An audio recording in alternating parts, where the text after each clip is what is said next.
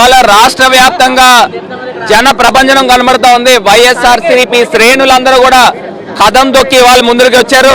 ఇవాళ చంద్రబాబు నాయుడు గారు వెన్నులో వణుకు పుట్టే విధంగా ఇవాళ ప్రజలందరూ కూడా తరలి వచ్చి కోటి సంతకాలు పైమాటే ఇవాళ ప్రజలు సంతకాలు చేసి ఇవాళ గవర్నర్కి అందించబోతా ఉన్నాము. జగనన్న నేతృత్వంలో రాబోయే రోజుల్లో ఖచ్చితంగా ఇది చంద్రబాబు నాయుడు గారికి చెంపపెట్టు లాంటిది.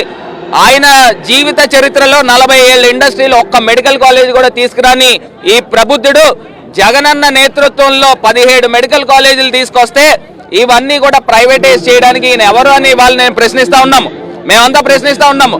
కరోనా టైంలో కోట్ల మంది ప్రజలు ప్రాణాలతో విలవిల్లాడిన పరిస్థితులు చూసి ప్రతి జిల్లా హెడ్ క్వార్టర్లో కూడా ఒక ప్రభుత్వ మెడికల్ కాలేజ్ ఉండాలి అని జగనన్న సంకల్పం చేసి ఇవాళ కార్యరూపం దాలుస్తూ ఉంటే చంద్రబాబు నాయుడు గారు ఆయన బినామీ వాళ్ళకి చేతుల్లోకి ఈ మెడికల్ కాలేజీలు అందించే కార్యక్రమం చేస్తూ ఉన్నాడు. ఇవాళ ఒక్కటే అంశం చెప్తా ఉన్నా, సంవత్సరానికి 2300 మంది డాక్టర్లు తయారవుతారు.